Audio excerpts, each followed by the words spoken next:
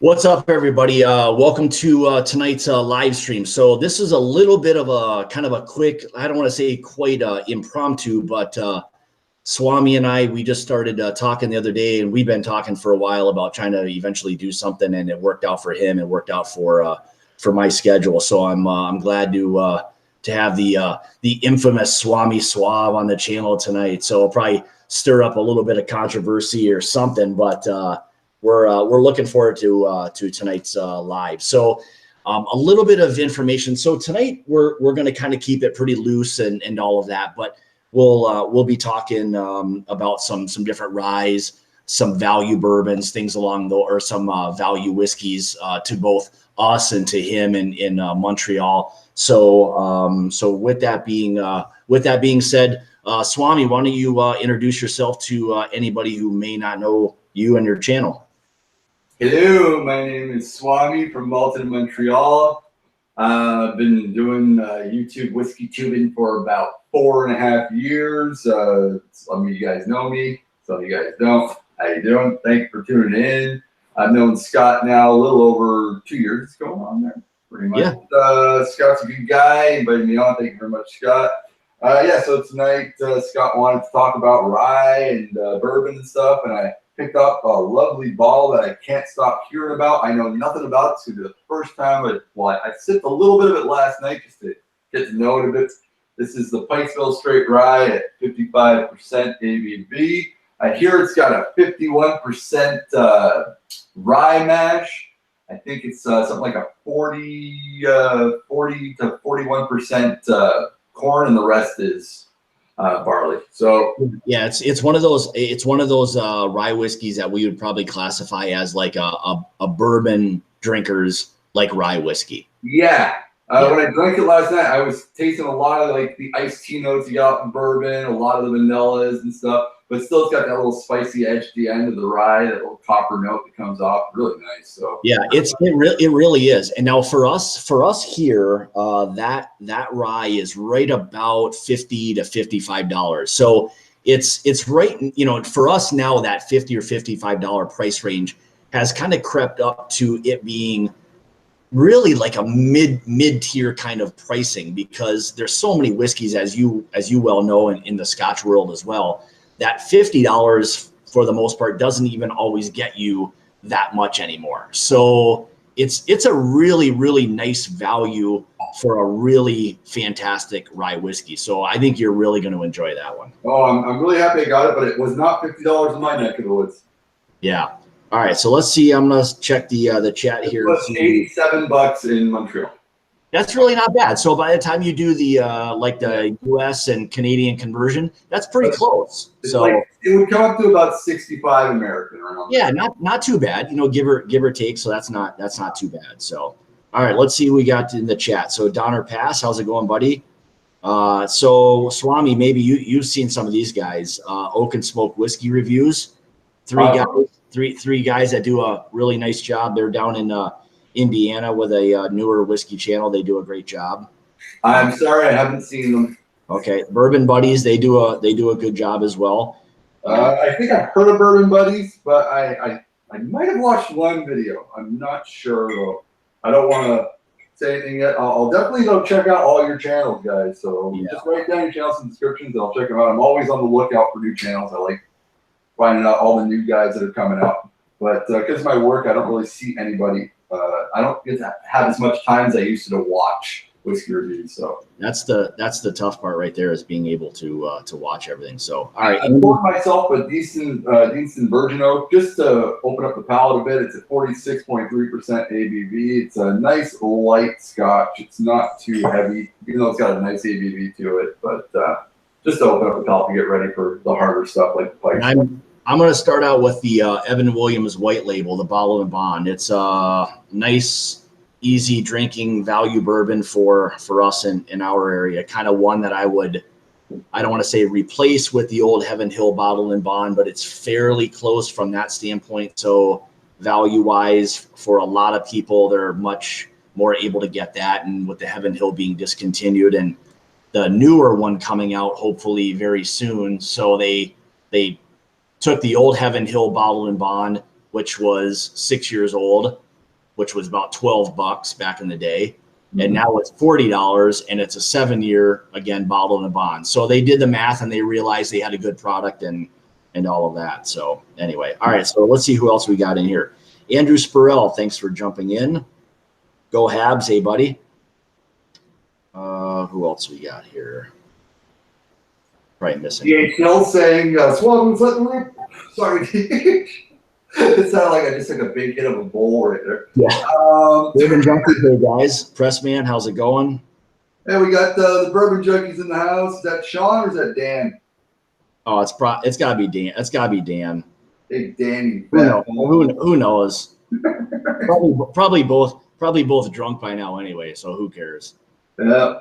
All right. So anyway, one of the things we wanted to kind of talk about a little bit tonight was the difference in some rye whiskeys. So I know Swami being in Canada, you guys get much more different rye whiskey than we do here. And we kind of wanted to maybe not necessarily do some comparisons, but just talk a little bit about well, I got three Canadian rye whiskeys right here. I got the Alberta Premium Dark Horse. I think it's called something else in the States. I can't remember the name of it in the States. It's a Canadian rye that has sherry wine added to it.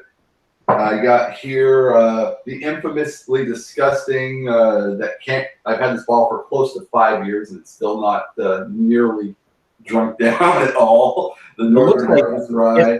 If we're being honest, it looks like you just urinated in that bottle. Is what it looks like. It's not the greatest stuff. I wouldn't even categorize it as a good mixer. It might ruin your Coke. And then I got this one, which I love to death, and it's so fucking cheap. This is totally a paper bag, homeless guy drinking rye, but I love it. I buy it all the time. It's $23. This is, I think, my 5th bottle of this stuff. It's Canadian Club's Chairman Select Rye, 100% rye. It's the only knock on it. It's 40%, but still 100% rye. $23. Are you gonna complain? Like, you know? Yeah. Well, that's, you know, and that's one of those things I would say. So, like, if we're gonna talk about, like, you know, value whiskeys or whatever it may be, you know, that's one of those rye whiskeys that you can always have on hand. It's not gonna blow you away. It's got good flavor. If you just want, you know, a nice little pour of something, that's going to do it for you, you know? It's very drinkable without adding anything, but it's delicious with ginger ale as well. So on like a hot day like today, well, this weekend's going to be a bomb-ass weekend from what I'm hearing. 100 degrees up in the States everywhere. Like even New York City's supposed to be like 103 or something like that. So. Yeah, it's hotter than heck here as well. I think it was probably with the heat index today was about 100. So it was warm. So all right, so I'm gonna bust out. So right now I've got just kind of drinking on a little bit of that Evan Williams bottle and bond, and if I guess we're gonna talk a little bit about value bourbons or value whiskeys in general. Well, I got 2 deluxe Canadian ryes right here, but they're samples. I finished off my bottles. I had this is what I got left of my Lot 40 cask strength 11-year-old, and what I've got left of my Lot 40 cask strength 12-year-old. So we'll also be taking some chunks of that stuff there. So, all right, so Chris said I'm going cheap on the Canadian rye, but I got 2 good ones there as well. Chris Beaton, who is another Canadian, which you're probably familiar with, of course. He says, I'm trying to figure out what he's saying, and that he says it's better than the regular Lot 40. The regular stuff is great. Maybe the Canadian Club that you mentioned before, he's saying is better than the. Yeah, like honestly, I love the regular Lot 40 as well, but they're very similar. But the difference is the Lot 40, the regular Lot 40 that's out, I don't think it's 100% rye. I think it's like 96, but it's pretty close to 100%. And it's at 43% comparison to this Chairman Select that's at 40%. And as well, the regular Lot 40 is $40 comparison to this at 23. So okay. It's quite the savings for a little bit more debt. So that's really, so then you're really talking about, you know, almost a 2-for-1 in terms of value. Yeah. It's a great value. If you know you enjoy that as much or more than the other one, why not pay $23 for something that you think's even better than a $40 whiskey? It could be though the quality of the rye might be a little bit better for the Lot 40 as well though. So you never know. Because this is Canadian Club. Canadian Club is a massive, massive distillery.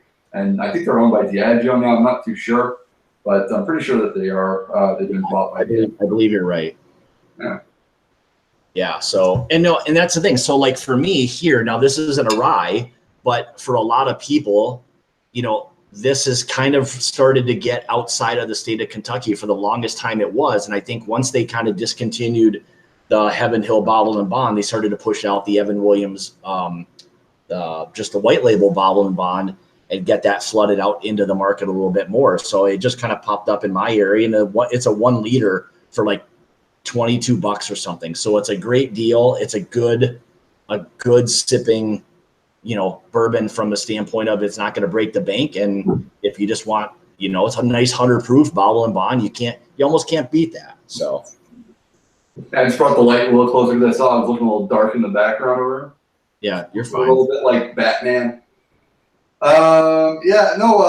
I got Go Habs is saying that spend a little extra for the lot 40. That depends on Go Habs, because a lot of people do find rye, and I'll be honest, I was one of them. I was never a big rye fan. I preferred bourbon over rye for sure. I just recently started getting into ryes, so that's why I kind of really like this Pikeville, and I'm very happy that I bought it. As you said, it's kind of like more of a bourbon / rye. Sometimes the copper notes can get a little too intense for me, and the grassiness of rye. Like, I can't stand the Boss Hog. I honestly will tell you, I think it's one of the most disgusting things I've ever drank.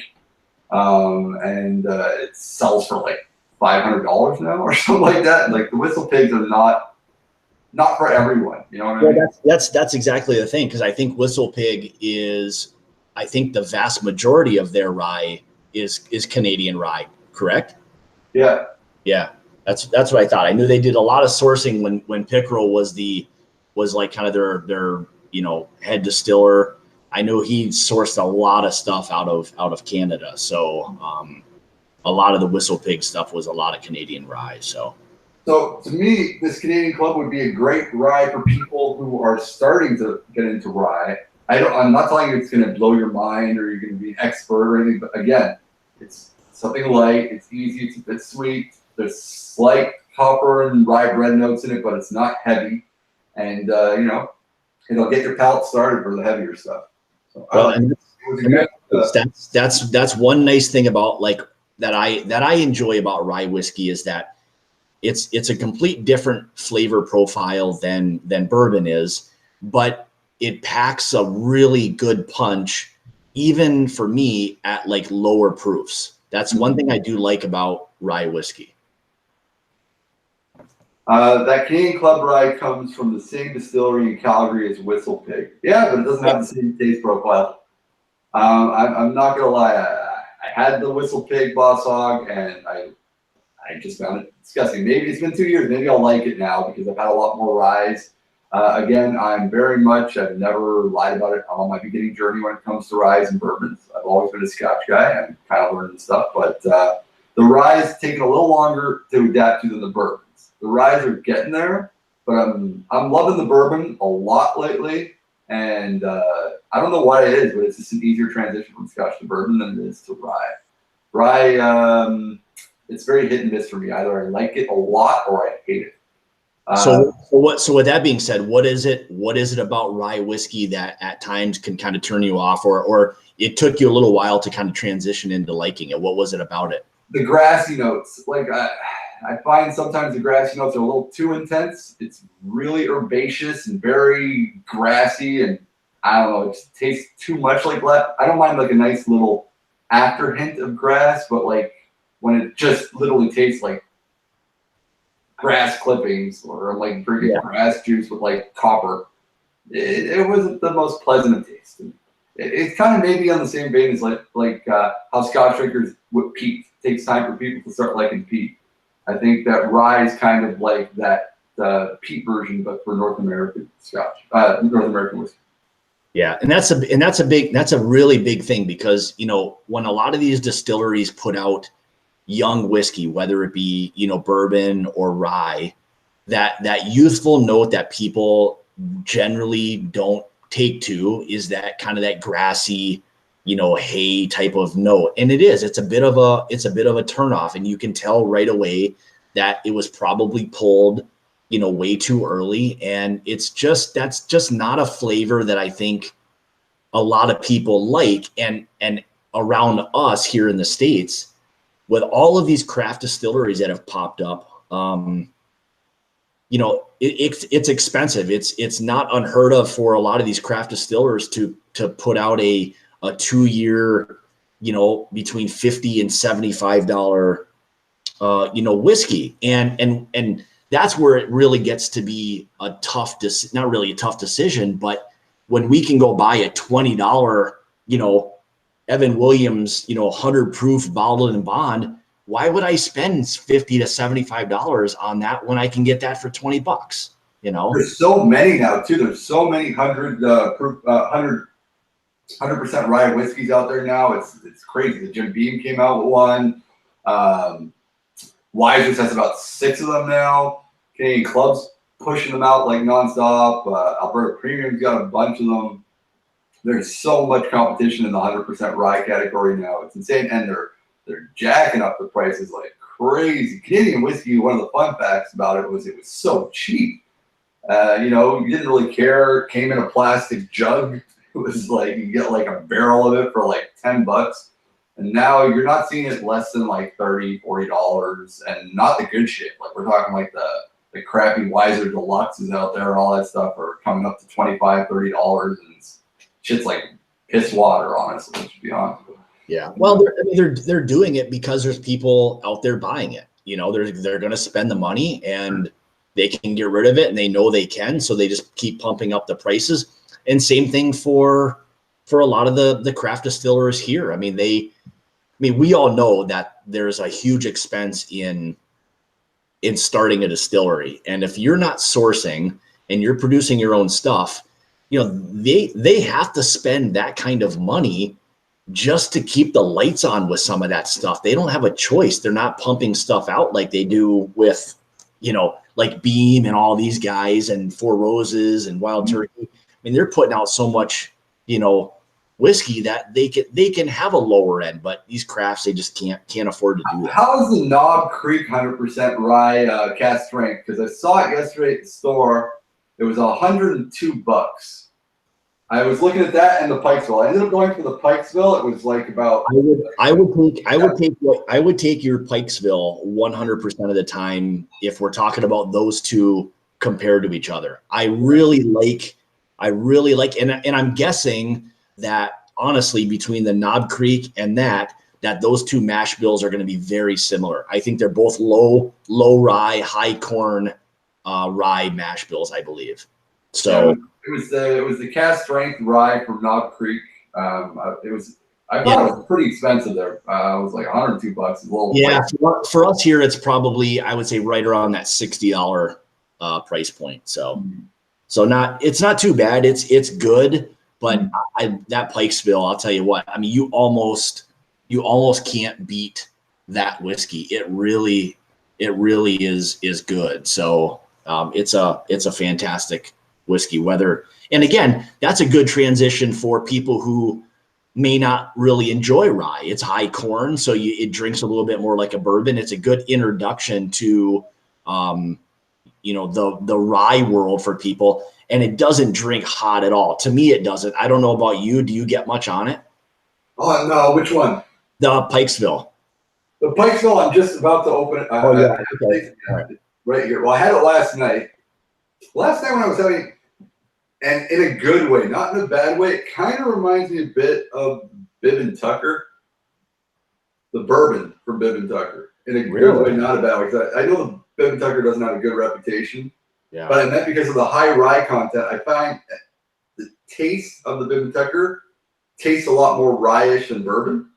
So it kind of is like a middle ground bourbon where you can almost taste more rye than you do like a corn note off the Bibb and Tucker. So this one feels, again, like a bourbon that just has a very high rye content, which I like on a bourbon because it brings some distinction to a bourbon. Instead of just being sweet corn, notes and brown sugar and vanilla, it brings a little sharpness to it, So I agree. I like a high rye too. It starts to pull way different flavors than your standard maybe between 15 and maybe 20 to 22% rise. When you start getting above that, things really start to change in terms of how the rye influences or is influenced like in that bourbon. So it does. I mean, it really makes a difference, just a few percentages of rye. That Pikesville is absolutely fucking delicious. Yeah, it really is. I mean, it's a fantastic. Wow. So that's got such a nice, like, melted butter kind of viscosity when it goes in the mouth. And it's weird because it's 55%, but it's still not cast strength. So I want to know what it was before. Like, you know. Yeah, I mean, 110. I mean, that's a good. I mean, when you start getting into that 100 to 110 proof, for a lot of people, that starts to get to be a very like enjoyable, proof, because you start getting nice finishes, you start getting more full flavors out of that stuff. So just so I'm going to let everybody know. So I've got the 3-year single barrel Peerless. I got this, I don't know, maybe a year or two ago at the distillery. And this one is the smoked old fashioned. So this one was really good. When I was there with my wife, we both tried it and really enjoyed that one. So nice. We got Go Habs, thank you. Go Habs bought tickets. He's coming to my event August 6th. Oh yeah, why don't you tell everybody about that? Me, Rob, Whiskey the Six, Jeremy Sipper Social Club are doing a live tasting event in August, early August 7th, I think. It's August 7th or August 6th. Anyways, go on my channel. If you go and check, there's an advertising for it. If you look on it, it's called The Gathering. We're serving out some freaking epic fucking whiskeys, like some epic whiskeys that night. We'll be serving a Old Particular Longmorn 14-year-old. We'll be serving as well a GlenCairn private bottling 25-year-old. We'll be serving as well a Black Arts 6.1, which is a 26-year-old Scotch. And we'll also be serving a Octomore 9.3 and a mystery bottle that Rob will be bringing down. And we all know Rob's taste in whiskey, so you're going to be looking at another high-end fucking bottle. I know which bottle it is, but I can't tell you guys. We want to keep it a surprise for the people coming in. We're also going to be doing a lot of swag giveaways. I printed out 4 Malted Montreal hoodies, which I'm never, ever doing again. They're strictly for, 2 of them are going to be for people at the event. We're going to talk about how the price is going to give away. And then we're going to do 2 giveaways online for the people watching the event. So what's the price for the ticket? It's $100. It's $100 if you buy it off of Eventbrite. It's $95 if you message me and buy it directly from me. So you save $5 if you do it off me, because Eventbrite charges a bit of a price. I'll tell you what the pours are. Go ahead. Depends on how many people are there. There's 25 people with 1-ounce pours. Okay. Right now we've got 8 tickets bought, which I'm very happy with. If I'd like us to get to about 15 people, which would be great. We still got a month before the event, so I'm pretty happy with the way tickets are being sold right now. Again, big shout out to Rob, Whiskey the Six, and Jeremy, Super Social Sippers Club, for taking part in this event. Julian will also be there, and Mike That's Crazy. You guys might know Mike That's Crazy. All right, you guys have a pretty good event then, it sounds like. Oh yeah, it's gonna be a blast. And after we're done the event, we're all gonna go head out and drink together and have some fun. And I'm gonna show Rob and Jeremy a bit of Montreal social life, and we'll have a good old time. Yeah. So, anything else you want to ask my buddy Scotty? Let's see. So, all right. So you're still sipping on the Pikesville. I've got the Peerless, so I'm just kind of sipping on some of that. Now, after this Pikesville, though, I kind of want to go to a bourbon. Yeah, go for it. Well, actually, I'll let the crowd decide. Either I'm going to do Elijah Craig barrel proof, or I'm going to do Jack Daniel's single barrel, which I know is Tennessee, or Four Roses. Hey, why don't you grab that Jack Daniel's, because there's probably not a lot of people who are going to be overly familiar with that one. You can maybe you can tell us a little bit more about that one. This is the airport exclusive bottling. It's the Ball and Bond 50% ABV. I've reviewed the cast strength one. We had some fun. That bottle's gone. It was absolutely fucking delicious, by the way. I would highly, highly, highly recommend that everybody get that Jack Daniel's barrel proof as fast as possible, because I don't know if it's going to be sticking around at that price. It'll probably stick around, but I have a feeling it's going to be jacked up by next year. I don't think it's going to stay at $60 forever.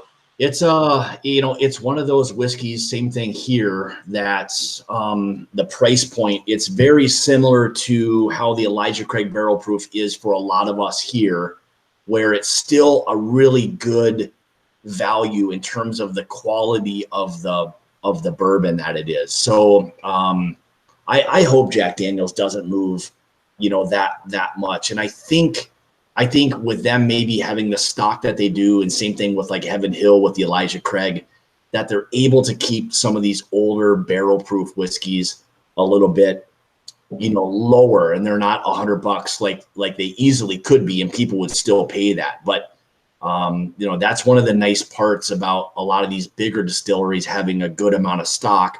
They're able to pump out a fantastic product at still a pretty decent value. So yeah, but you have to also notice that they kind of get you hooked on it at a low price, kind of like a drug dealer does, and then they check it out later. You're like, oh, it's still good. I can afford it. That's a bit more of a cynical approach to it, but that is one way to look at it. But taste. It's the same thing with like Elijah Craig barrel proof. Like for us here, I mean, it's been now for, let's say, like the newer release stuff is anywhere from, let's say, $55 to $75 for people, depending on where they are and what kind of deals they get. But again, it's one of those things where it's a 12-year barrel proof, just a fantastic whiskey. And for $55 to $75 in this market, I mean, you can't beat that. It's like the one whiskey I could probably drink for forever. If someone asked me, hey, what do you want? That probably would be what I'd go to. So I gotta say, man, I'm very, very, very fucking happy with this purchase. I'm loving this Pikesville. It's beautiful, man. It really is. It noses like a bourbon, though. I know it's a rye, but it noses like a bourbon. Well, that's the thing. When you start introducing high corn, into whatever the mash bill is, especially at 51% rye, it is. That's why they kind of consider that a bourbon drinker's, rye whiskey. It really drinks a lot like a bourbon. You'd be very hard pressed for a lot of people to say that was just a straight up rye whiskey. Oh man, that's just gorgeous. It's got very nice high rye notes at the back end, but not in the entry. The entry is total bourbon. I get like blue corn chips, sugar, a lot of citrus. Yeah. And then as it goes down, then I'm getting those heavy rye notes. I'm getting that copper. I'm getting that beautiful rye bread, that sourdough. It's nice. Yeah, it really has a lot of flavor. So Cooper 57M said, I don't tend to give JD a second look.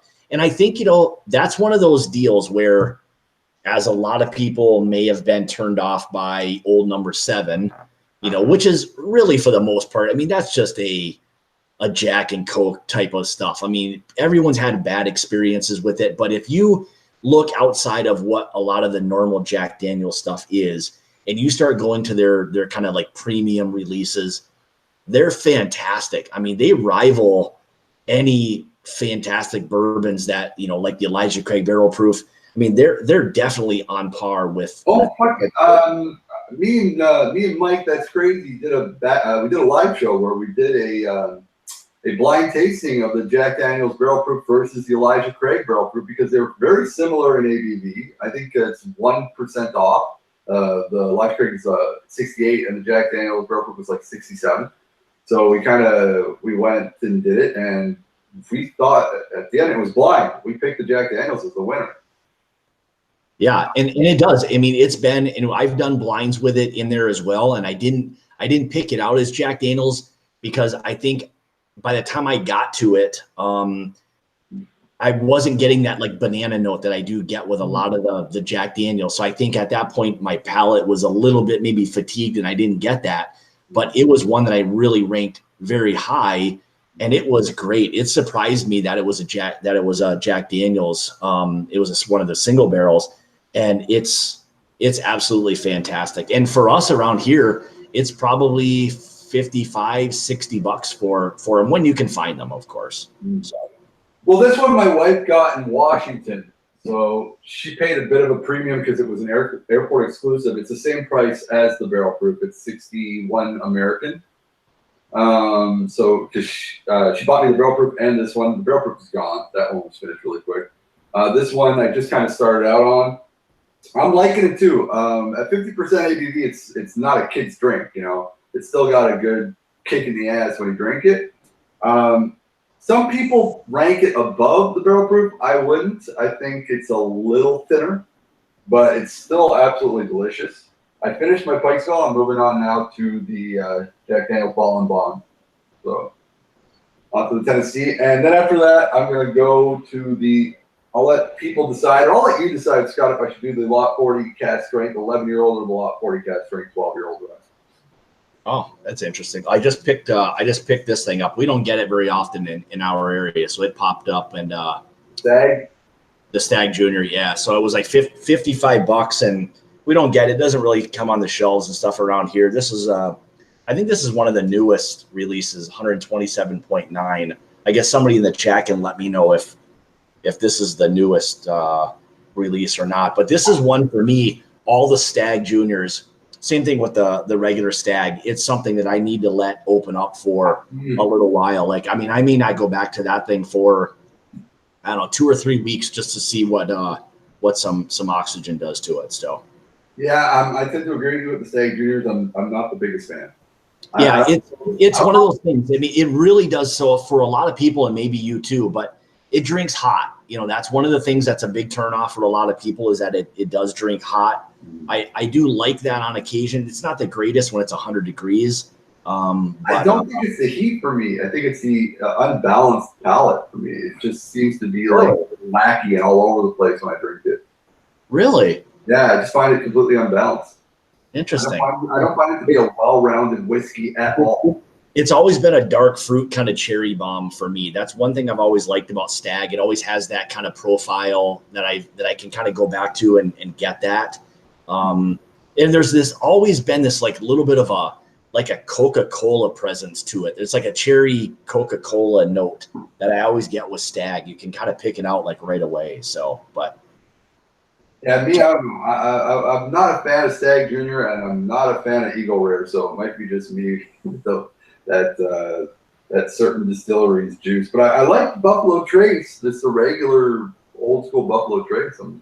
Yeah. Speaking of that, so I just did a little bit of a head-to-head between the Buffalo Trace and the Eagle Rare. I was I've had them, but never like, head-to-head like that. So I'm like, this would be a good kind of comparison to do. So I did that. And for me, the Buffalo Trace, it blew the Eagle Rare away. Like I for whatever reason, the Eagle Rare for me, it came through very flat. Now it was second to in the tasting, it was what I did second. So I started with Buffalo Trace first. It was much more citrusy, a little bit more oak, it was more well-rounded. Then I got to the Eagle Rare, and it was the classic bourbon notes, but the finish wasn't there. It was a little bit flat, and I don't know if I just had maybe a bad bottle. No, I agree with you, Scott. Yeah. I got so much guff from the Eagle Rare Soy Boys. It wasn't even funny when I did my review. I did my review on the Eagle Rare. I panned it right out. Like I didn't like it. I was very honest about it. Sometimes honesty gets you a little bit of hate. Oh, I never got so much hate on a review in my life than the Eagle Rare fanboys. They were so pissed. They love that Eagle Rare 10. They live and die for it, and they were all kind of like, "Oh, Swami, fuck you," and I was like, "Yeah." Well, it's not, I mean, you'd expect for a 10-year bourbon there to just be a little bit more to it, and I don't know if it's the fact that it's 90 proof. I would love the fact if they bumped it up to 100 proof. I think that would make all the difference. Yeah. In the world, I don't know what it is. It's very rare, but I've told you before, from your neck of the woods, I love the Pew Ryan. It's at 46%. I don't know what it is about it, but that one seems to do well at the percentage. Mind you, I did, when I was in Chicago, go to the Pew Distillery and try their cask strength rye, which blew my fucking mind out the back of my head. But I'm still liking that 46%. Yeah. So, yeah, that was the thing. So, for me, I mean, if people, I know, you know, same thing even with the reviews. People will disagree with you. I like it, I don't. You know, hey, that's one thing with tasting whiskey. It's all subjective to all of us. I mean, it's what we taste and what we, you know, what we may like or not like. So, you know, every review is very subjective from that standpoint. So, you know. Yeah.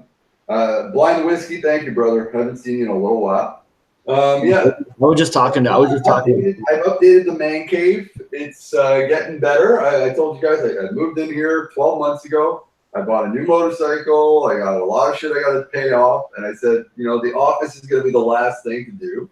I know it looked weird. I had, you know, a chair with a sheet covered over it, and pretty much that was it. And it's finally getting there. I'm not done yet, but the man cave is definitely starting to look what I want it to look like. Just added the armoire this week.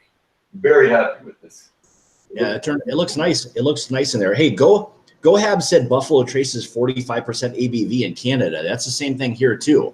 Yeah, I love the Buffalo Trace. Yeah. I didn't know if maybe normally like there's other things that you guys get that. You know what I love the most that are about more proof. Scott, you want to know what I love the most about Buffalo Trace? What's that? When I go to a bar and I'm drinking like a lot of premium juice, they'll send me the bartenders will give me Buffalo Trace to shoot for free like all night. So I like the price of Buffalo Trace. Free. You got yourself a super chat. Super chat from my buddy Dusty Dan. So if you guys haven't checked out Dusty's channel, so he knows a lot about like whiskey. I mean, so if you really want a good perspective on profiles, go check out Dusty Dan Whiskey Reviews on YouTube, and you're gonna get an honest review. He does a fantastic job with his review. Double D. He knows, yeah, Double D. He knows his stuff. I'll tell you that. So I always know Dan is the trout. That's I don't have. Yeah, he is. He's Mr. Trout. But, I don't have a symbol or anything to cling or I'm not gonna do shots of Fireball or anything. But Dusty, you got a power glove? Can you put on a power glove? I don't have a power glove. I don't have. Power glove. Come on, man. Yeah, I don't have all the trinkets and stuff that other people have. I guess I probably need to do something. So maybe in order, because I knew the other night when other people were doing some live streams and stuff. I'll tell you what, a few super chats will start making people do shots of things. I'll tell you that. That was one thing that was very, very evident. So I have kind of a busy day tomorrow, so doing a bunch of shots probably wouldn't be the greatest thing tonight. So no glove, yeah, go Habs. No glove, no love. I'm sorry, buddy. No love from you then, I guess. I don't have any power glove. I don't have any goofy shit like that. He also buys his own whiskey, so we got to give Scott credit for that. Yeah, I do for the most part. There are some, and everybody knows I do a lot of some of the craft stuff, and I do have some of that stuff, sent to me. But as always, I'm always going to give you an unbiased, opinion, and that was one of the reasons why, like I was saying to Swami before, I don't do a rating system. I just do it from the standpoint of this is what I knows and this is what I taste, and if you like that description of whatever it is, then buy it. If you don't, then don't. That's why I kind of decided to do that. So you're a good man, Scott. Andrew Spurrell, no Fireball for you. No, that stuff is it is no good. That stuff is bad news. So not a Fireball kind of guy, I'll tell you that. All right, what's Downer Pass saying? Well, he got something directed towards you. Your metal. Oh, yeah. They're talking about my movie.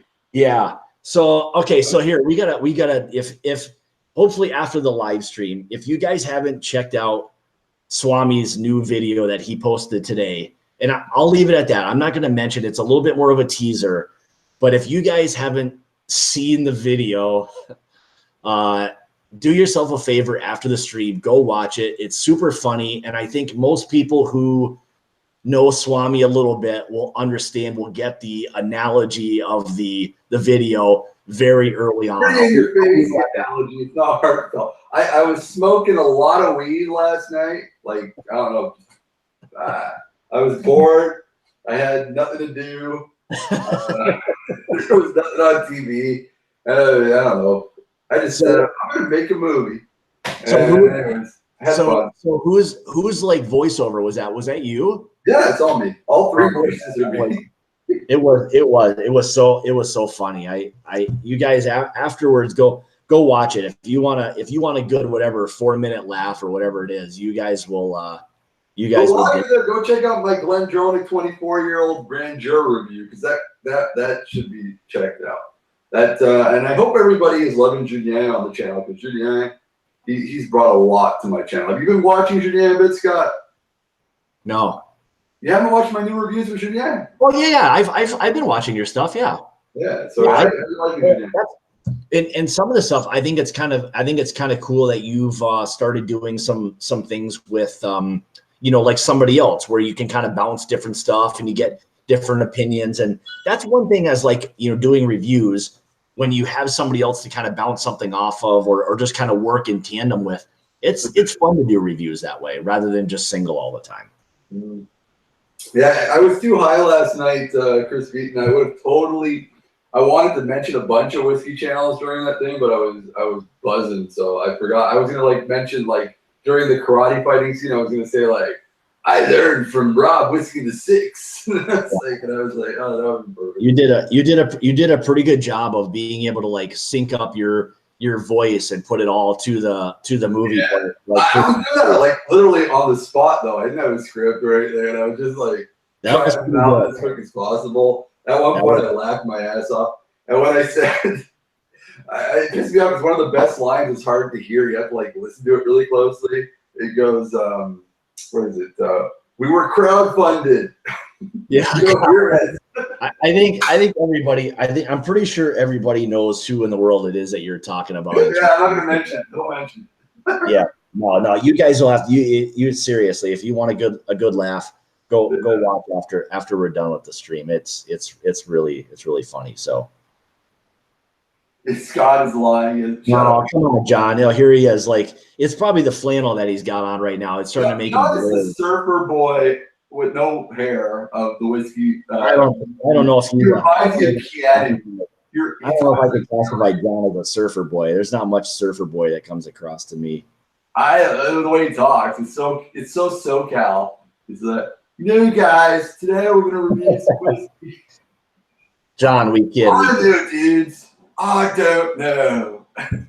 All right, so I'm gonna give everybody a little bit of a. Let's see, what am I gonna pour next? All right, I'm gonna give everybody an option. You guys can throw some in the chat and tell me which one you want me to pour next. Four Roses, that's a small batch select, and a Knob Creek single barrel. This was a store pick. Be the Knob Creek single barrel because I might buy it. Oh man, it's honestly probably one of my favorite pours. The Knob Creek single barrels, when you can get those picks and stuff for that kind of money. Man, I think it's $40 for 120. What is this? 120. I think it's actually 120 proof. So that that Knob Creek is worth it, but the Knob Creek rye isn't, is what you're saying. Yeah, I mean, when you're talking about value wise, I think it's night and day. I think $40 for a Knob Creek single barrel bourbon to me is hands down better than the Knob Creek rye by far. So, guys, all right. I turn the air conditioner on. I hope Scott, can you hear me fine? It's okay. You're fine. So all this high proof alcohol is getting me hot. Yeah. Well, just keep your clothes on, okay? I'm not gonna pull an Eric Wake. Don't worry. Good, yeah. Keep your stuff on. So I'm not gonna try to get people. Unless that'll somehow get us super chats, then I don't care what you do. I want everyone. This is from me to everyone in the chat that watches me and enjoys my content. Give Scotty here a little bit of a super chat. Be nice, throw $1 Scott's way. Oh shucks, thanks. Just from me to you. In fact, here we go, Scott. It's from me. This is going to be 99 cents Canadian. All right, so we've got Four Roses, Knob Creek, Four Roses, Knob Creek. All right, so far it seems like, oh boy, I got. You know what? I'll do both of them. I'll do both, not obviously together, but I'll pour the I'll go with the Four Roses small batch select first. It's It's one of my favorite whiskeys. So Oh, yeah. You won't let me write fuckers in a message. Oh, really? It's okay. So John says, yeah, the Knob Creek single barrel rye, pretty good. Can be had for 35. I don't know. Like, John, I don't know. Are you talking about just a regular standard Knob Creek single barrel rye is 35 or 40 bucks in your area? We're not talking about like obviously the cast strength one. Holy cow, Swami. There you go, buddy. Thank you, buddy. I appreciate that very much. No problem. Cheers, bud. Cheers. I guess at that point, I'll drink whatever you want me to drink at this point. That probably. Don't say that. When trading, I'll go find something. I'll go find something nice. I'll pour that for you. How's that? Trading C told me one night that they'll drink whatever I tell them to drink, and I told them to put lemon juice and milk and drink that. Oh yeah, okay. When I mean anything, I mean that from the standpoint of like any kind of whiskey, not lemon juice and milk. That's disgusting. Hey, I wanted to spend my money right. I need to see Trading C gang. Oh my God, they drank that, hey? Yeah. That's not good. All right, let's see what else we got in here. So, Chris Bean just said, hey, he's like, hey, give him another $5, Swami. I'm not giving him anymore. Like $25 Canadian equals Evan Williams bottle and bond. You got it. It's like $18 American. He's doing good. He's fine. I'll spend that money wisely. Hookers and cocaine. So Cooper 57 says, "Hey Swami, I grew up in Pittsburgh or Plattsburgh and went to Montreal often." Nice. I had a cabin when I was a kid in Pointe aux Vaches, which is on Lake Champlain, and it's right next to Plattsburgh. It was on the stateside. All the Canadians had cabins there. It was like pretty much a Canadian village, and then that's why they give it a French name, because it was right next to Quebec. Great place. I love Plattsburgh. So I'm guessing you're a Bernie bro like myself. Did you see him on interview from the Washington Post 2 days ago?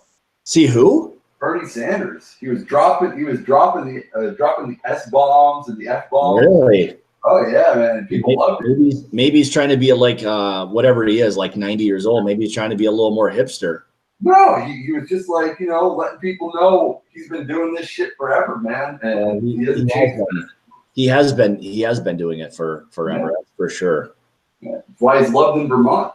I finished the Jack Daniels. Should I do the lot 40 or should I do the Yeah. Don't you have 2 lot 40s? Yeah, I got the 12-year-old and I've got the 11-year-old test. Well, pick whatever one you want to do first. All right, I'll let the crowd choose. Me personally, I prefer the 12-year-old. I'm sorry, the 11-year-old.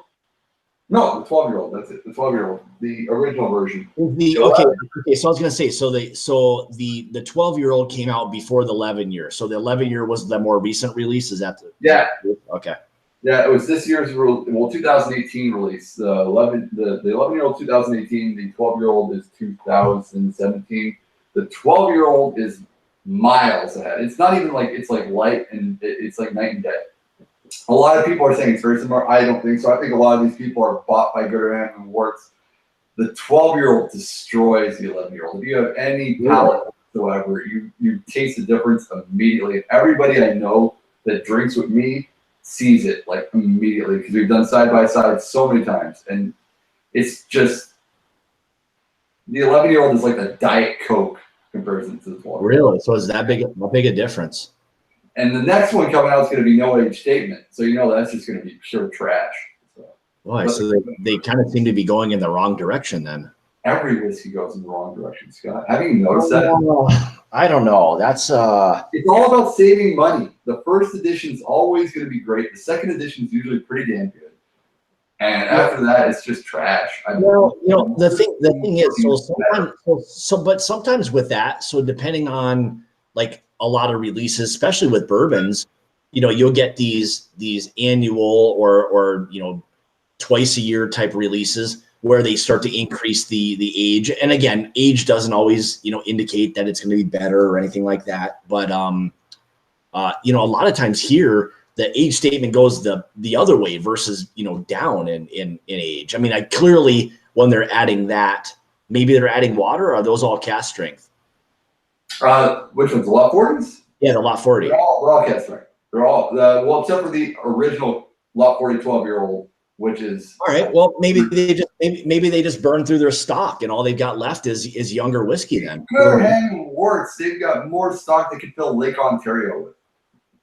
Then why would they start to introduce younger whiskey for whatever reason then? Price, savings. Well, yeah, mate. Yeah, I suppose. I mean, yeah. I mean, I guess unless they just want to keep pumping the stuff out, and you know, hey, if you can make the same kind of money on younger whiskey, why wouldn't you do it? I guess. Exactly. You know. Well, look at this way. GlenDronach, Revival 15, same price as the Revival 15 before it went off the shelf, but idiots out there don't realize that GlenDronach Revival 15 before was 18 to 22-year-old juice. Now it's 15-year-old juice, and it's no longer even 100% Oloroso matured. It's Oloroso PX sherry matured, and there's a lot of secondary casking put in there. It's no longer virgin sherry cask or first fill. So you're paying the exact same price for an inferior product, and then you got a lot of people out there saying how great it is because they are dependent on a brand, and people in general are brand dependent. And that's one thing that I think, and you will probably agree with me, that I bring to the whiskey communities. I am not brand dependent on anybody. And if shit sucks, no matter how much I praised you in the past, I'm going to tell you shit sucks now. And unfortunately for GlenDronach, there's a reason why I'm not buying it as I used to, because I'm not finding their shit as good as it was once. Yeah. Well, and that's one of the things in the whiskey world. I mean, you can see. So, I mean, even though, like you said before, there may be stock, there's money to be made when you can put a little bit of extra water in that and pump out more bottles. That equals more money. There's no doubt about that. So, I mean, I don't blame people from an economic standpoint for doing it. But the flip side is a lot of us and a lot of people that are in the chat and everything tonight, we all understand that. But a lot of us also, you know, really enjoy higher proof whiskeys and look for those values. And like I said, you know, the Knob Creek single barrels and, you know, the Four Roses small batch select, you know, things like that. They're a little higher proof, and that becomes a really, really great value. So, well, Peter White is a massive rye aficionado, and this guy has a massive collection. So I kind of trust Peter White's words on things.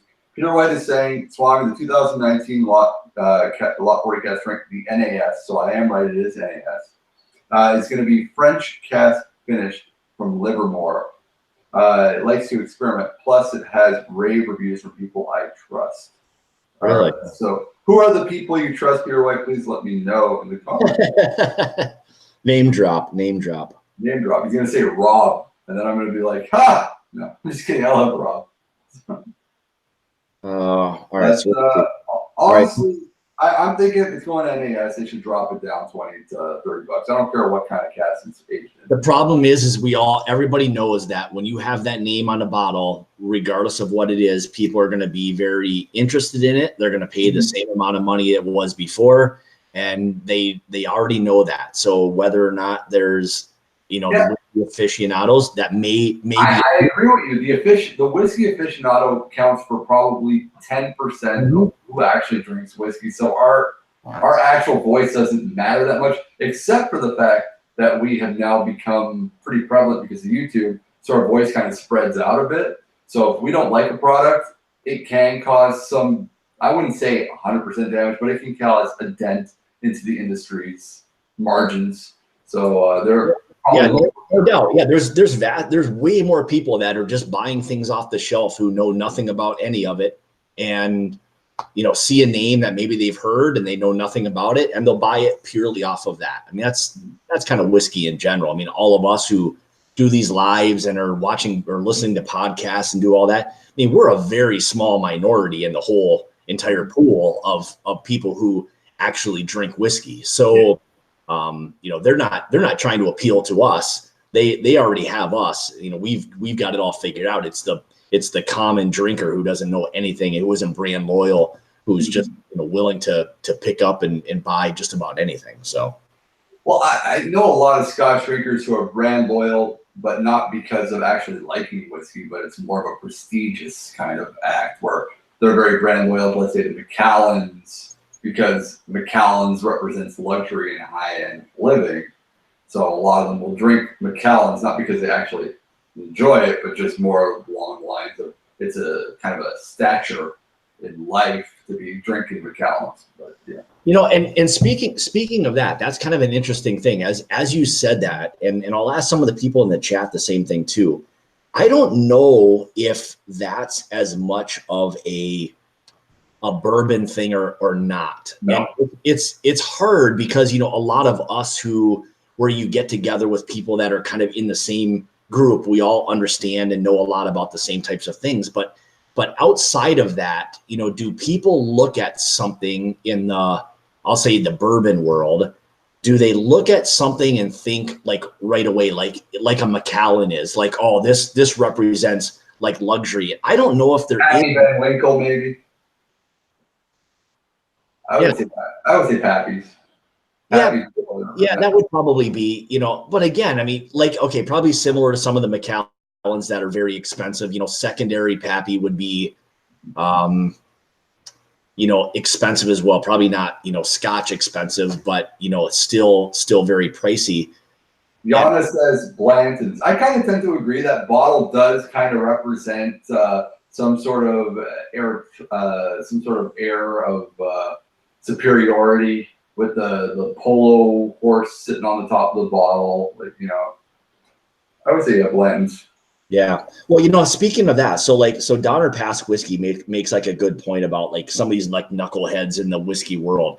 So I was at a lottery kind of thing the other day, like this past weekend. And I bet no short of 5 people who had their names drawn to go up and select whatever they wanted from the pool of like maybe 70 or so bottles of, you know, and it wasn't all really, really good stuff. I mean, they had like Rock Hill Farms and Elmer and, you know, a couple other like random things. They had like an aged Willet, but there were people that had literally no idea what any of that stuff was. They had to ask people like what to go, you know, pick. And that's sometimes the frustrating part when you're dealing with like some of these things, are the people who are there to pick some of the stuff that they do. And you wonder like, why in the world are they doing it? I mean, outside of maybe flipping it or whatever it is, but you know, if you don't know what in the world it is you're even drinking, why don't you just go buy like a Four Roses small batch or a single barrel or something like that? Why even monkey around with all of that part of it, you know? I tend to agree there, but bourbon is so different compared to Scotch, because bourbon, the price range points, the differences between something that's low end to high end are so minuscule and minute that you guys can get a lot of value out of something that's not very expensive in comparison to a high end bourbon. Whereas Scotch, that's a completely different story.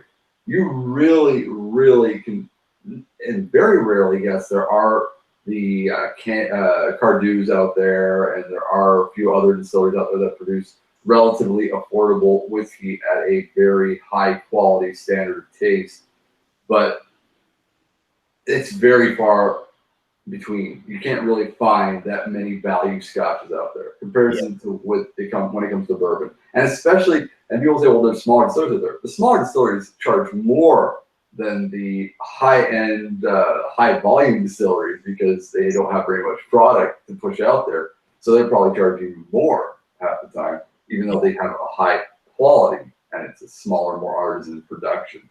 Yeah. So for the bourbon drinkers, you guys are a lot. You guys get a lot for the bang for your buck. So I'm very happy for you on that. That is one thing we do. We do get, there are a lot of bang for buck whiskeys, you know, here for a lot of us, that's for sure. So yeah. So John, Wisconsin whiskey sipper.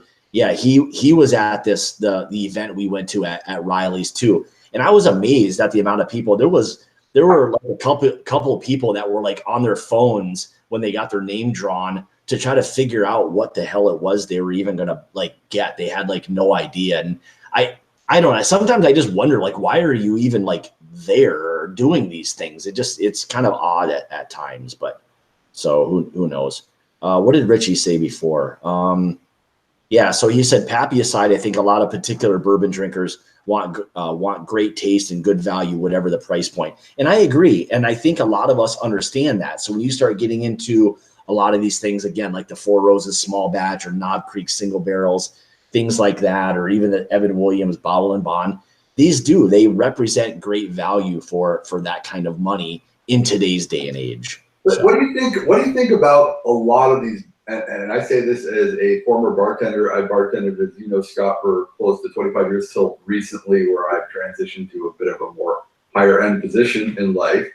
But what do you think about all these kind of forced articles and these forced industry bullshit about the fact that you can't use cheap bourbon to make cocktails anymore, that you need to use deluxe bourbon to make cocktails because the industry is trying to push? Am I the only person that, as a former bartender, I'm going to tell you right now, there's no way in fucking hell I'm going to use a Pappy fucking 15. No, okay. So with that, we're going to Stag Junior into a cocktail. Okay.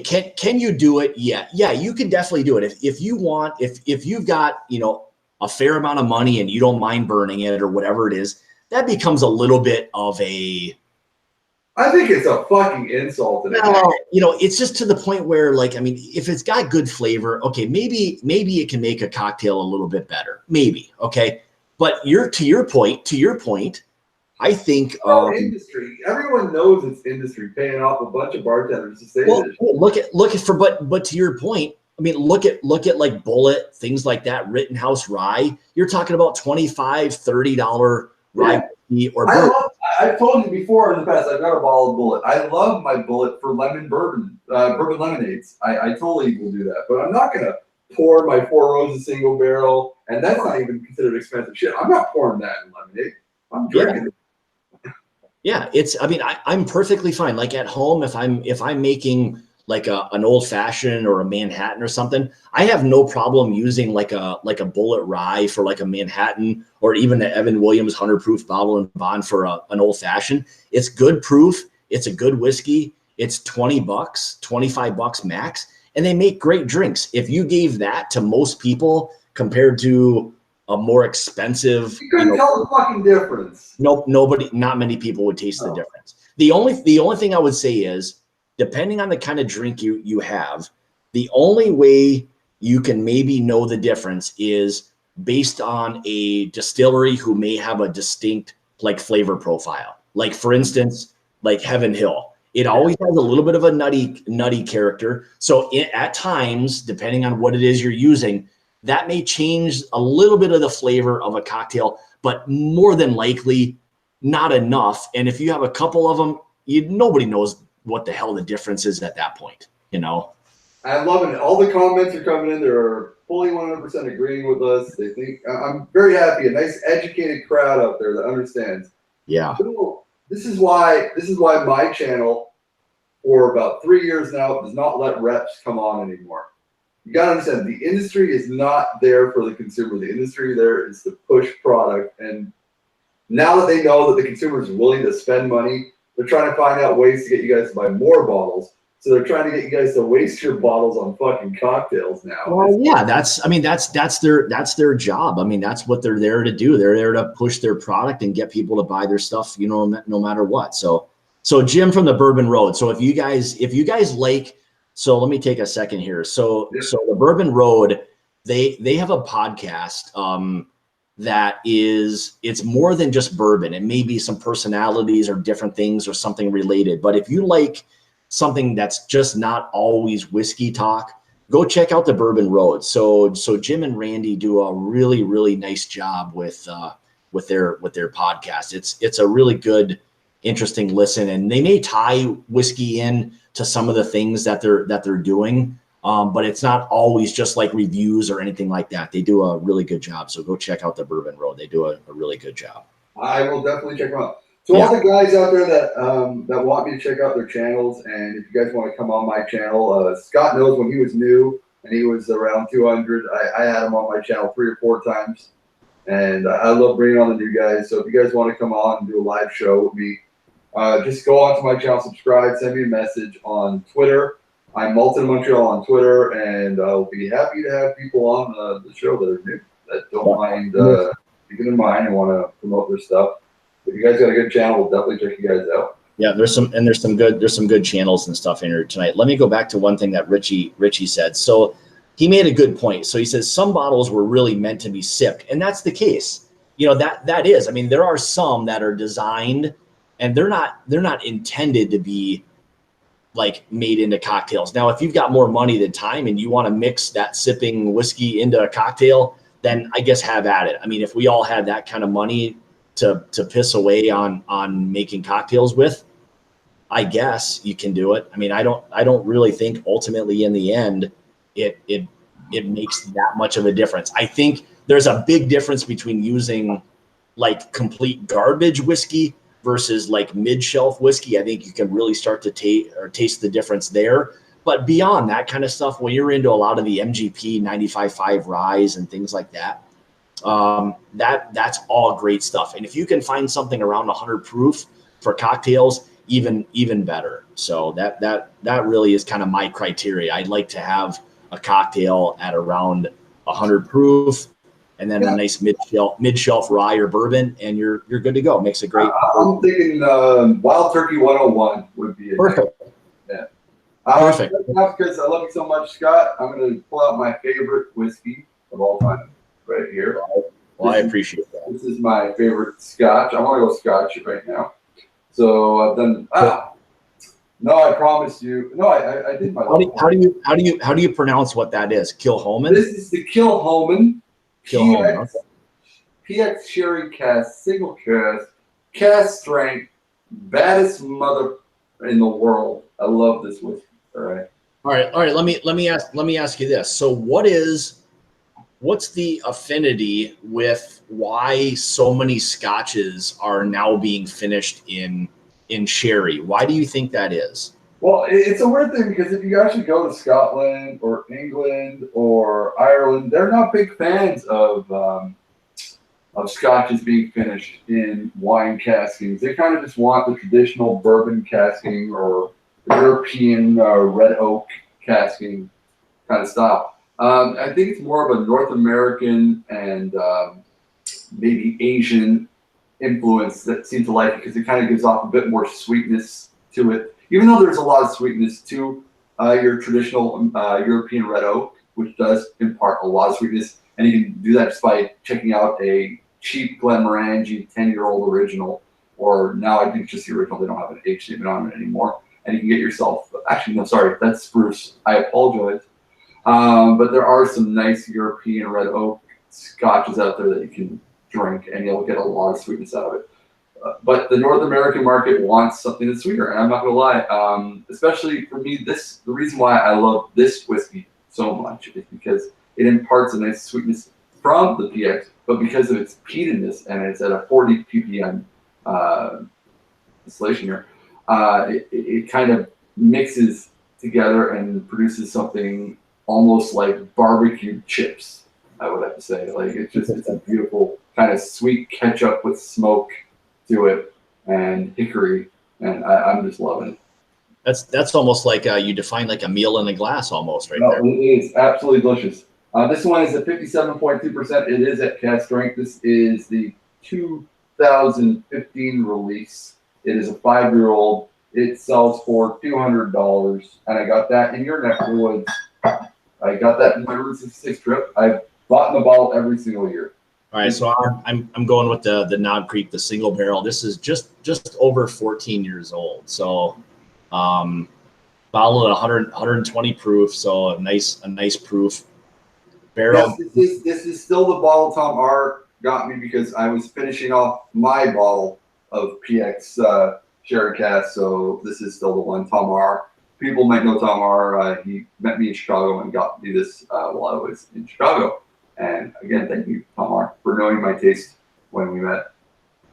Much appreciated. Yeah. So John, who's a local Wisconsin guy. So John, WI Whiskey Sipper. Yeah, that is the rat pick, and it's fantastic. And I kill myself that I only have one bottle of this. I I kind of nurse the thing a little bit because I know I'm not going to get another bottle of it, but it's one of the, if not the best, it's up there in the top 2 or 3 of the Knob Creek single barrels that I've had. It's just incredible. So, and I love it. So, I mean, that's the thing with that knob. I would say if we go back to like value bourbons for just a second, I would say in today's day and age, Knob Creek single barrel, even if it's not a store pick, if you can get that for right around that $40 price point, it's absolutely amazing. There's not many better high proof, bourbons out there for that kind of value, and what you're getting, the quality of it is just fantastic. So if you're looking to ever take a bourbon to somebody's house or to be, to a whiskey event, you can always take a Knob Creek single barrel, and people will, generally speaking, enjoy it. So I like the Knob Creek single barrel. I have it in my bar here. I also have the 9-year-old, a little tiny bit left. It's good stuff, but to me, out of the 4 mainstays there, the Basil Hayden, I'm talking about the originals. I'm not talking about, I know there's a Basil Hayden Dark now, and there's a Basil Hayden Rye, and blah, blah, blah. Out of the Basil Hayden, the Knob Creek, the Bakers, and the Bookers, it's weird. I'm more of a fan of the Bakers out of all 4 of them. Yeah, Bakers is super underrated. It's one of those 107 proof. It's a very underrated Jim Beam product, and doesn't get its fair shake for the most part. But again, it's another really great like whiskey, period. So it's another one of those things where if you want a good entry level sipping whiskey, I mean, Christ, you can pick up the Bakers for probably $45 or so here, and it's all over the place. It just sits on I find it at equal I don't want to say equal value. I mean, equal tasting notes to the E.H. Taylor Bottle and Bond, the Colonel H. Taylor. I find them pretty similar. Really? Yeah, and I find that the E.H. Taylor Bottle and Bond is a lot pricier.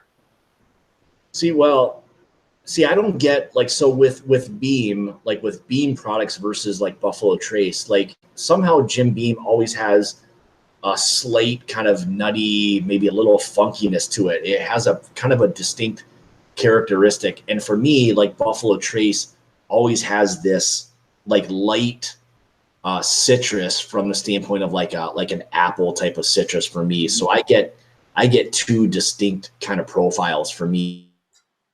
I just find that they're both similar in the fact that they're both not the sweetest bourbons. Yeah. And the price range on the E.H. Taylor is so much higher for some reason than the Bakers. So if I have the choice, I'm going to grab the Bakers before I grab the E.H. Taylor. Yeah, I'd be fine with that. People may not know what in the world the Bakers is. Everybody knows what the E.H. Taylor is. So, if you're going for more of a what in the world is this versus, oh yeah, E.H. Taylor single barrel or small batch, I mean, it kind of depends on what it is that you want. And if you know a little bit more about whiskey, like all of us do, people probably realize that the Bakers is probably in all reality a better value when it comes to an overall flavor profile. So. But I haven't tried any of the other H. Taylors. I've only tried the Bottle and Bond, so I'm only basing my opinion off the Bottle and Bond. Well, all of the E.H. Taylor line, all of its Bottle and Bond, excluding maybe some of the like special like crazy one releases and stuff. But I think it's all Bottle and Bond. You're probably talking about just a small batch, I'm guessing. Yeah, it's a small batch Bottle and Bond. Yeah. So Yona Wiskin says Beam equals sour. I can see that a little bit. And Trace equals honey. I can see that as well. So again, flavor and all that it's very subjective and very singular. I mean, we all taste and notice things a little bit different. We may pick up some of the similarities, but that's one thing about drinking whiskey. That's a lot of fun, is that I may enjoy something and Swami may hate what I enjoy, and vice versa. And doesn't mean that either one of us are wrong. So that's what I love about Julien. Adding Julien to my channel, we both disagree vehemently, almost I'd say at least 95% of the time on whiskeys. Like we have completely different profiles. And that's a good thing though, because it shows complete honesty on our channel. It shows that we're not trying to push any shit on anybody, because there's things that he'll like, and there's most of the time when he likes something, I usually don't like it. So, well, and that's something, you know, and that's one of the things. Sometimes, you know, that power of suggestion kicks in when people are doing reviews, and then all of a sudden, you know, people, oh, I taste this, I taste that. Oh, I get that. And, you know, sometimes you don't know, do you really get it? Or now is it just in your head that it's there, you know? So, you know, whatever. Yeah, no, I understand. I had my heart set on one of those 11 to 14-year-old bottles I keep seeing on YouTube. There's a lot of them. So he's talking about the Knob Creek, I'm guessing. So that's what I'm guessing Peter's talking about. There's a lot of them floating around. There's a lot of old Knob Creek single barrel picks really floating around a lot of areas. Now there's one in our area. I believe it's like Otto's. It's a liquor store by us. And I think theirs is like a 15-year plus. And again, don't get, for anybody who thinks old is always better. Trust me, it's not. And when you start getting into some of these older whiskeys, you have to start being concerned with it being over oaked. And sometimes when it's over oaked, you know it. It kills all the other flavor of the whiskey. So I don't know. Well, to me, because I drink a lot of older whiskeys and a lot of older scotches on my channel. Sometimes the woodiness, it doesn't bother me as much as it seems to bother a lot of people. I don't know what it is, but I don't mind getting a lot of barrel in my whiskey. No, and I think that's the other part. So like with a lot of bourbon, you know, a lot of people I think enjoy, you know, bourbons for the sweetness. And when you start getting into these, you know, 14, 15, 16-year aged, you know, bourbons, that oakiness, the tannin, that oak and the tannin start to kind of come out, and it becomes very dry. And I think that starts to become a little off-putting for people. But if you enjoy oak and you like that, then that is very good. And I don't mind oak. I like, similar to you, I like that profile. So it doesn't bother me. Well, I'm a big dry wine drinker, so I'm a big fan of tannin. So it doesn't bother me as much. So. But I do know that there are a lot of people that don't like it. Peter White says not in effing Ontario. Apparently there's not a bunch of 14 and 15-year-old single barrel picks floating around Ontario, I guess. Have you checked our western neighbors, Peter, in Alberta to see if there's anything? And I know Peter gets a lot of the stuff from Nova Scotia, which seems to have really good prices on hard liquor. Yeah, so okay, so the guys from the Bourbon Buddies, they said for bourbon, I feel like a good sweet spot for bourbon is like 8 to 14 years. I mean, that's a big range, but I would tend to agree. I think when you start getting in between those areas and what it is you're looking for, if you want a little bit more of the, you know, sweetness, and then as it ages more, a little bit more of that oakiness, I would tend to agree. And if you split that right down the middle and just said 12 years, it's a fantastic year for a bourbon when you start getting into that kind of age. You know, and that's why I don't think you can compare, you know, scotches and bourbons. I mean, they don't, to me, age is not a relation very much. You know, you're talking about like a 30-year-old scotch versus even like a 12-year-old bourbon. I think you have to start getting into those kind of ages to balance things out, because, you know, scotch is generally speaking always, you know, in a second filled barrel, and it's aged in an area where there's not a huge, you know, temperature fluctuation. So the in and out of the barrel doesn't happen as much. So you have to age scotch longer in order to pull out more flavor. Now that's my opinion. I'm not a scotch expert by any means, but you know, you can probably talk a little bit more about that. Am I kind of right on? But you're comparing apples and oranges, because most bourbons are made in like Kentucky area or the South Midwest area on the Bourbon Trail and stuff like that. So you're talking about a very high temperature area compares to Scotland, which is a cold, rainy, desolate, Yep. sad country. Just kidding. Well, no. I mean, okay, I'm not agreeing with it's like a sad place. I'm agreeing more with like the comparing apples and oranges. So the aging process when it comes to bourbon happens at such a fast rate compared to the aging process when it comes to Scotch. Exactly. I mean, it's already at two disadvantages. It's in a secondary barrel that's been used for bourbon prior, and now it's being placed in a country or an area that fluctuates, whatever, 10 degrees. I mean, it's just not enough to get that whiskey in and out of the barrel. So in order to pull the color and more flavor out of that barrel, by default, it just has to sit in the barrel longer. It's the only way they're going to do it, Like a bourbon could probably get away with getting out at a year of age, probably. Some, like in Texas, if we're talking about Texas, which is like hot as fuck. Oh yeah. You could probably age that sucker within 6-7 months actually, and have it taste like a bourbon that was made in Chicago in 3 years. And that's one of those things with Texas whiskey. I mean, it's kind of started to become a very distinct, flavor profile. I mean, it's got its own like terroir and all of that. I mean, and they have to slow the aging process down for that exact reason. It's so hot there that. Why did they change the law that a bourbon didn't have to be made in Kentucky? It doesn't have to be. But I thought, like, wasn't there a law before? Like, I'm talking like back in the day where it had to be made. No. So for it to be technically considered bourbon, it just has to be made in the United States. I mean, there's a few other rules, but it doesn't have to be defined as bourbon. It doesn't have to be made in Kentucky. Maybe I'm wrong, but I remember a few years back, it was like if it's not made in Kentucky, it's considered American whiskey. If it's made in Kentucky, it's a bourbon. Not that I know of. I mean, unless something was different, back in the day, that's not something I've heard. For the term Kentucky straight bourbon, I guess that's the territory.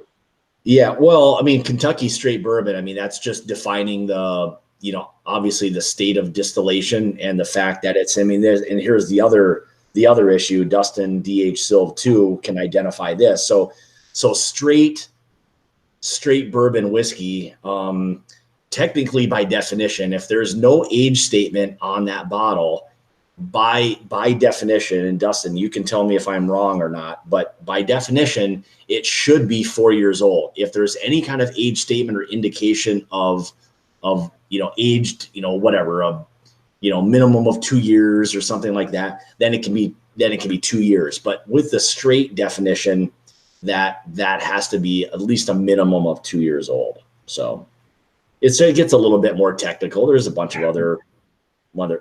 Richie keeps talking about my bourbon and my dreams that I got to taste. Daniel sent me about 5 ounces of this, and it was the Barterhouse 20, which like literally made me cream my pants. It was so fucking good, but it doesn't exist anymore, so you can't even fucking buy it. Which one is he talking about? The Barterhouse 20. Oh yeah. Oh, so okay.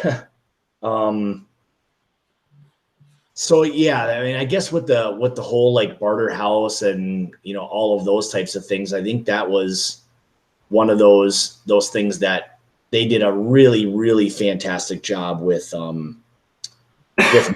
marketing. They did a really good job. It was delicious. I fucking loved it, man. Barterhouse, I would say, of that line, like the Orphan Barrels and all of that, Barterhouse was probably for me one of the better ones, that's for sure. So, and it's all pricey. It's skyrocketed. I mean, when it came out, there was a bunch of it around here. It was like $60 or something. It was really affordable. I would be willing to pay $250 for that bottle if I could get a hand on it again. But I doubt it's sold for $250. I'm pretty sure it's near $500 now or something. But I would be willing to pay $250 for that bottle. If anybody's got a bottle at Barterhouse 20, let me know. Yeah, so Dustin said on here, I think DH Silv 2, bourbon can be like 3 months. I mean, technically speaking, as soon as that new distillate hits that new charred oak barrel, by definition, it can't be considered a straight whiskey. but it can be defined still as a bourbon. Once it hits that new charred oak barrel and it sits in there for whatever, a few seconds, and you dump it, it's technically considered bourbon at that point. So by definition, they're not saying it has to be now straight. If we're talking about the definition of straight, then we're definitely in a different discussion. But for it to be classified as bourbon, once it enters that barrel and they can dump it immediately, it's by definition. Peter White says he's got a bottle of that. Peter, don't even joke with me. Rob is coming down. Give Rob the bottle. Tell Rob to give it to me, and I'll give Rob the cash. Tell me how much you want for it. I'm not fucking kidding. And up to $250. I'm not going to be a jerk. But if you're is Peter going to be at your event? I don't know. Peter's invited. If he wants to come down, he's got to pay, of course. It's not to be. Richie says, Peter, make Swami happy. Yeah. Peter, just give the bottle to Rob to give me, or if you want to be nice, just give me the bottle, Peter. Coop 57M. You're correct. That's at least 51% corn and placed in a new oak, no time limit. That's exactly right. I love Peter. Peter was in the top the 5 first subscribers I ever had on my channel. Peter's a good guy. He's been a supporter of my channel for quite some time too. So day one.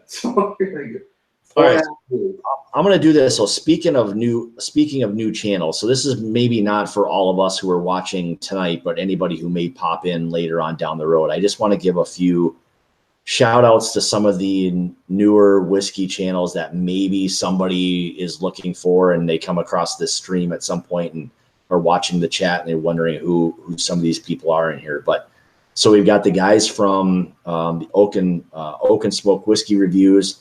3 guys who do a great job. The Bourbon Buddies, they do a really good job. John from Blind Whiskey Reviews, who was in here before, does a really nice job. Of course, check out Swami's channel. If you can, Swami, can you type something in the chat so that people can, they can find me. I don't beg for subs. I love everybody. I don't want them to. I don't think you're like begging. But if somebody wanted to subscribe to your channel, listen. If you guys like honest reviews and don't want the filler, and I don't sell no coins. I don't promote a bunch of shit. I'm literally just there having fun, fucking with my friends, having a good time. If you guys want to subscribe. It's all good and gravy. I love hanging out with you, Scotty boy. You're a good man. Come check out my channel. Come subscribe. Have some fun. It's free for you. You do some fun stuff. You got some different people on at times, all that kind of stuff. So I amuse myself. That's what's important. As long as I'm having fun, I really don't care. You got it. Well, that is. I mean, that's really part of it. That's why a lot of us do. I mean, for me, that's where. Yeah. Okay. Richie, you mentioned before Whiskey Quest. So Antonio does it. Antonio's the man. Go subscribe to Antonio. I didn't see Antonio in here tonight, so that's why I kind of missed him on here. But yeah, Whiskey Quest. Go visit Antonio's channel. He does a really good job too. So, and of course, Bourbon Buddies, they do a really nice job. All these guys. There's a lot of good channels, and there's good entertainment value. It's good content, all of that. So. Anyway, check out the Bourbon Buddies. You're highly recommending to me. I'll check you guys out. I apologize if I haven't seen your channel yet. I probably actually might have. Dan and Sean, they were in here before. Dan was in here from the Bourbon Junkies. They do a good job. They've got I would say I would classify Dan and Sean a little bit more like in Swami's category. They don't mind kind of pushing the envelope, and they do a lot of swearing and have fun, and they're lighthearted with a lot of things, and they still know about whiskey, which is kind of cool. They play off each other like really well. So those guys do a good job. I'm loving Bourbon Junkies. Bourbon Junkies. Yeah, they do a good job. Yeah, they do a good job. Dan and Sean are fun guys. I love the homoerotic humor. It makes me giggle like the. Yeah, it's fun, man. It's fun, and that's one of the cool things when you've got guys who there's a couple people and they can kind of work off each other. That's one thing I'm always envious of. Anytime people have that kind of like wingman, so to speak, to do these videos and stuff with. It's kind of fun to do. So. Oh, Dan was live tonight? Well, yeah, no, and the last night they do a lot of live streams and stuff. A lot of times I do live streams on Tuesday nights. I'll do one from like 7 to 8, and then they'll do one from like 8 to 9 or whatever the time difference is. Yeah, these guys will stream for like 3 hours and they're drinking a lot of stuff. They don't you miss being that young?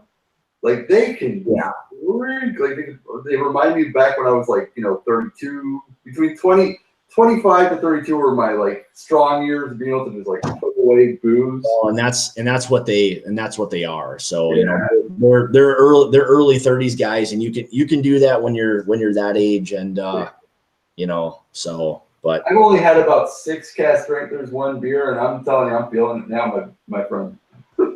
I hear you. So, all right. Well, I guess with that, I probably need to wrap things up because I've got a couple things I need to do here on my end. But I guess with that being, I want to say thanks to everybody as always for joining the chat tonight. Appreciate always everybody taking a little bit of their time to kind of sit in the chat, talk, and kind of give us their thoughts and everything. And of course, Swami for doing the live stream with me tonight. Had a good time. Hopefully we can do. It was a pleasure, Scott, as always. I'm glad we were finally able to do it. I know it's been a long time, and I'm glad we were finally able to do it. Yeah, we're gonna finish our drinks together, or what's going on? Yeah, so I can once we're off here, I've got a couple minutes. I can do something, and then I've got to head out. So the wife just got back home with the dog. So. I don't want to talk about that first. Yeah, no, that's fine. So I guess I'll say thanks to everybody for joining tonight, and I guess why don't you, Swami, before we jump off, why don't you just tell everybody a little bit again, maybe about your channel and anything you got coming up. My channel is Malted in Montreal. It's me and Julien, Untitled Whiskey. It's French for the man who speaks to whiskey, because he's weird. And you guys can check us out. We do a review at least once a week. I'll do a live show normally by myself because Julien is very anti-public, so I kind of do the speaking for us. My live shows are very rated R. They're a lot of fun. They're me just having a good time. The videos have gotten better. The quality's better. There's no more where it's shuddering. I finally figured out how to use my camera properly. You guys are doing a good job. So yeah, if anybody hasn't checked out Malted in Montreal, do yourself a favor. You'll if nothing else, you'll be very entertained. I'll leave it at that. And make sure when we're done with the stream that everybody goes in here and checks out his most recent. And send me pictures. Send me pictures of your wife naked. I fully accept them. It's good. So right. And as everybody knows. So again, my name's Scott from My Bourbon Journey. So you guys know I generally do live streams, usually Tuesday nights for the most part. I knew Jason wasn't doing a live stream tonight. Worked out for Swami and I, but yeah. So I appreciate everybody for joining tonight, and we'll see you guys next time. Cheers. Swami.